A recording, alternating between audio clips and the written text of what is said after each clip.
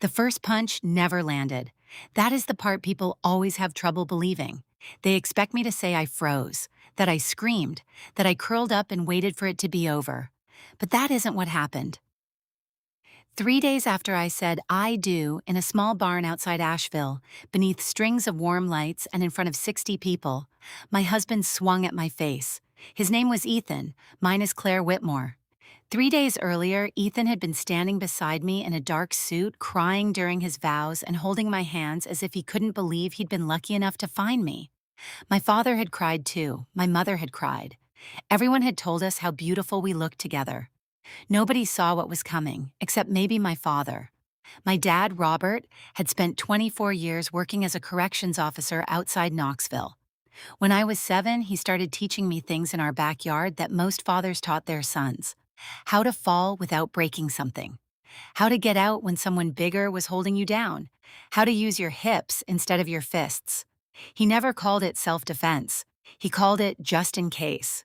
When I was 13, I finally asked him why my older brother hadn't learned the same things.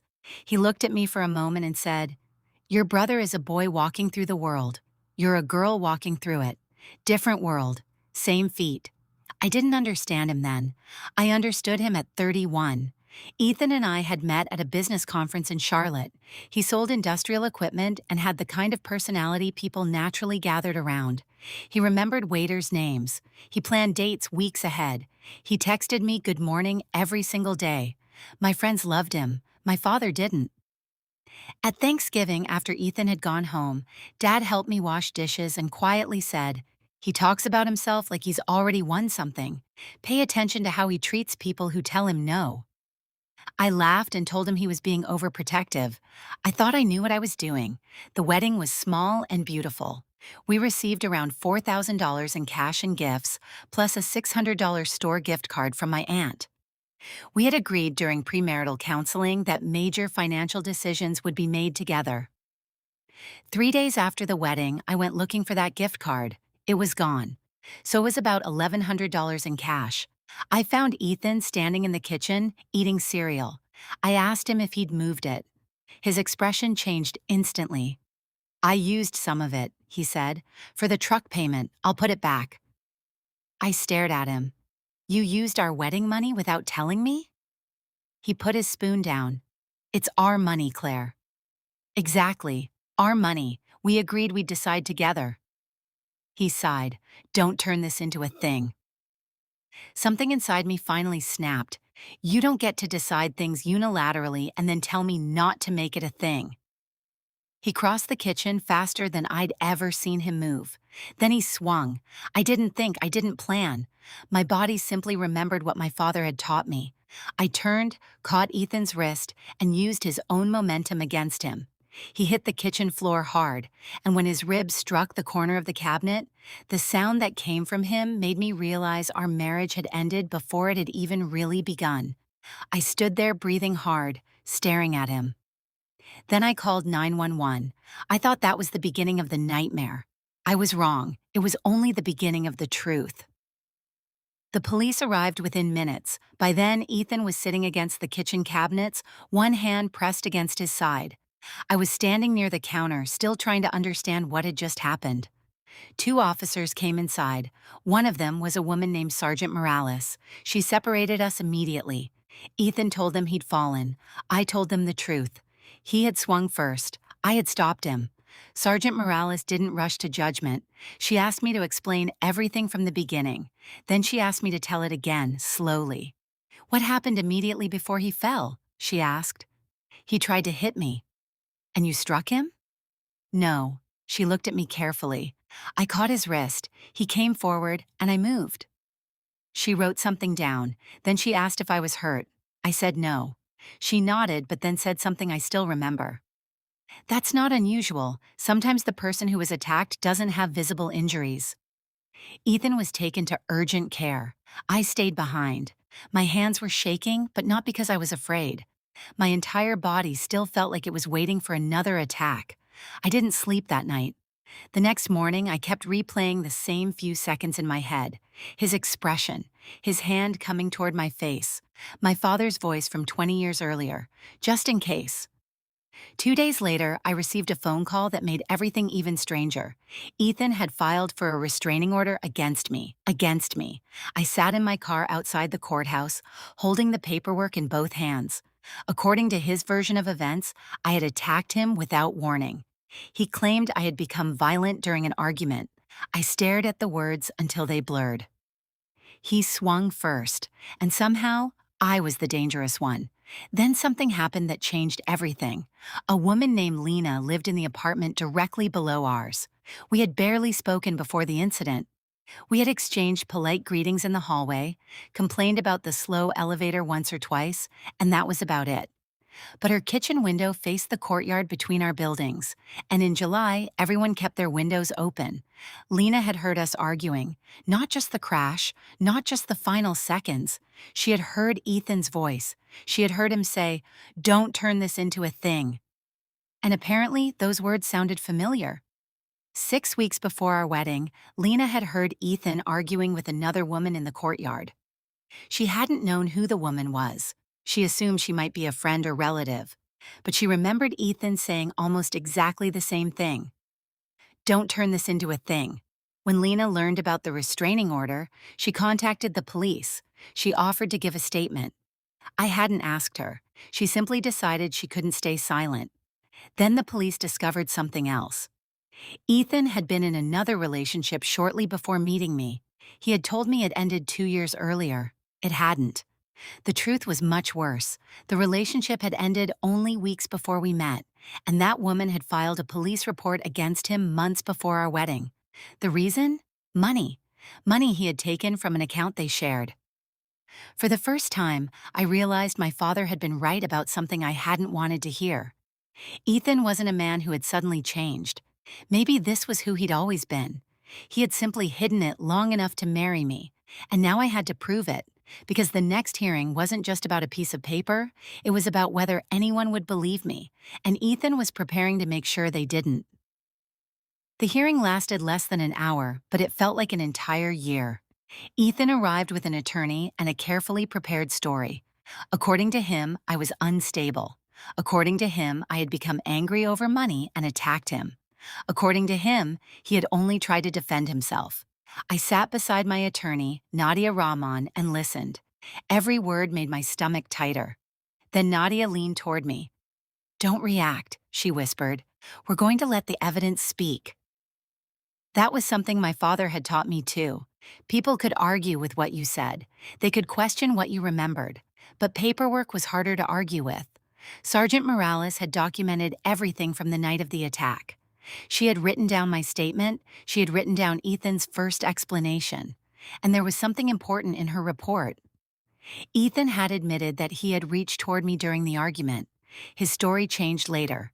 At urgent care, he had first told the medical staff that he had fallen, but when the doctor asked about the bruising on his arm, Ethan changed his explanation. Suddenly, his wife had attacked him. That inconsistency mattered. Then Lena took the stand. She didn't look like someone who wanted attention. She looked nervous, but when the judge asked what she had heard, she spoke clearly. She heard the argument. She heard Ethan tell me not to turn this into a thing. She heard the crash, and then she told the court something I hadn't known. She had heard those exact words from Ethan before, 6 weeks before our wedding. He had been arguing with another woman in the courtyard. Lena couldn't identify the woman, but she remembered Ethan's voice. She remembered the words, and she remembered how quickly the argument had ended after he said them. My attorney introduced the earlier police report. Ethan's former partner had reported him months before our wedding. The details were painfully familiar: an argument, money, an account he had used without her knowledge, and physical aggression. I looked across the courtroom at Ethan. For the first time since the attack, I didn't see the charming man from our first date. I saw someone who had practiced hiding the same behavior from different people. The judge reviewed the evidence carefully. Then she denied Ethan's restraining order. I felt my lungs fill for what seemed like the first time in days, but the judge wasn't finished. She asked me whether I wanted to request a protective order against Ethan. I looked at Nadia. She gave me a small nod. "Yes," I said. That single word changed the direction of my life. 11 days after our wedding, I filed for divorce. My mother cried when I told her. Not because she blamed me, she kept repeating the same sentence. You just got married. I knew what she meant. The photographs were still fresh. The flowers were barely gone. The wedding gifts were still sitting in boxes. But none of that mattered anymore. That night, my father drove 4 hours to see me. He walked into my apartment, looked at the kitchen floor, and said nothing for a long time.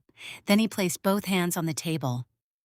I taught you those things so you'd never have to use them, he said. I know, Dad. He looked down. Then he asked quietly, Are you okay? I wanted to say yes, but the truth was much harder. I wasn't okay, not yet.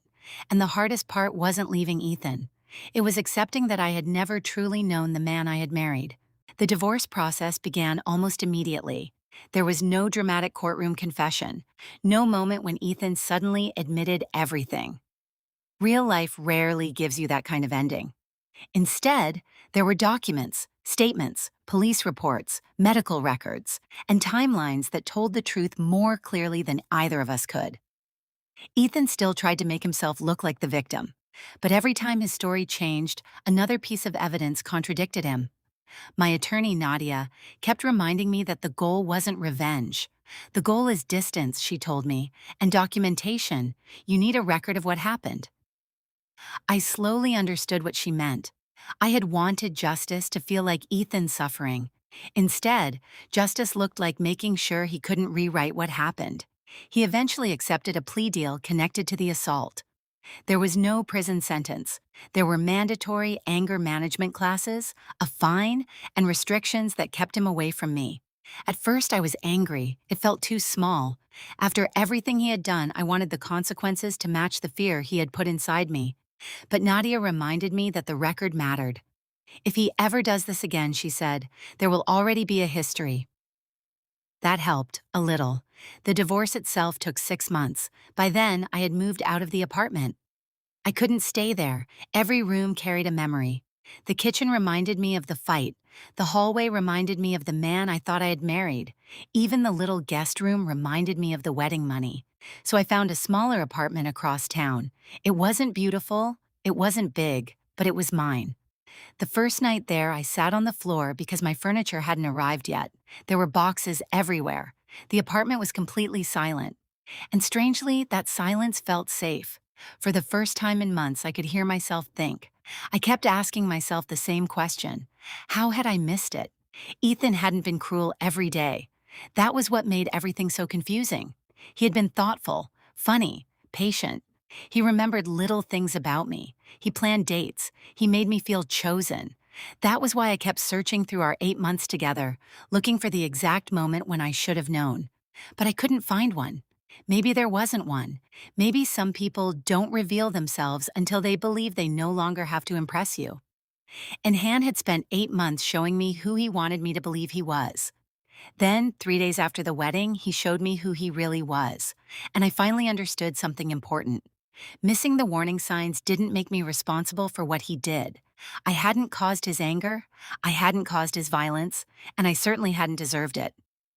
One afternoon, I received a message from Lena. She asked if I wanted to get coffee. I almost said no. Instead, I went. We sat across from each other for nearly 2 hours. Before I left, I thanked her. She shrugged. I've been the person nobody believed before, she said. I wasn't going to let that happen twice. I never forgot those words. Lena wasn't my neighbor anymore. She became my friend. And slowly, with every document filed and every box unpacked, I started rebuilding a life that no longer included Ethan. But there was still one thing I hadn't done. I hadn't forgiven myself.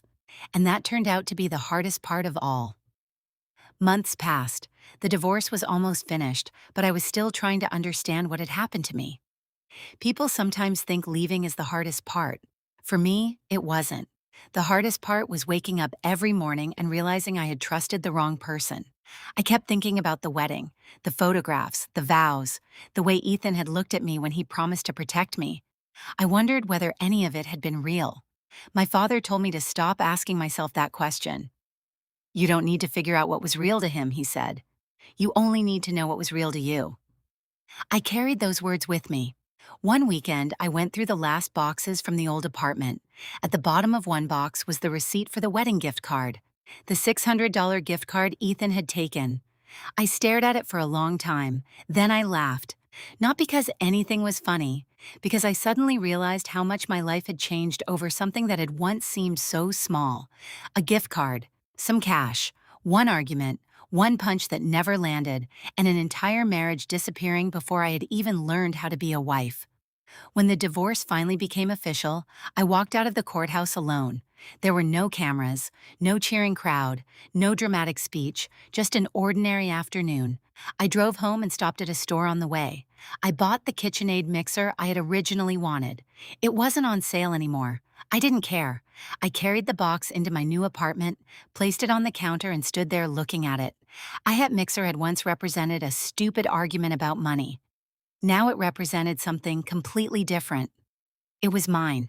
No shared account, no permission, no argument, no history, just mine.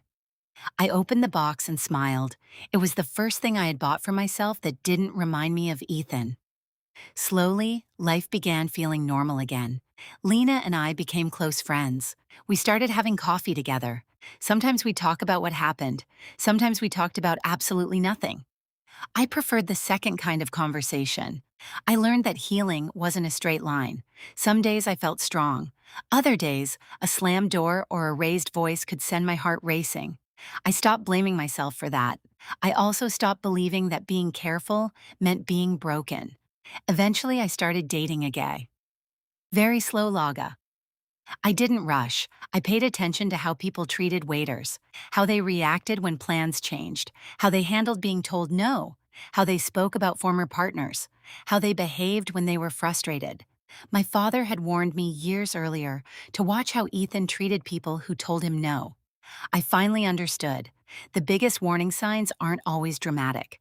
Sometimes they're small, a reaction, a sentence, a moment when someone doesn't get what they want. And sometimes you don't understand what you saw until much later. 3 years passed, then I met someone who didn't make my caution feel like an accusation.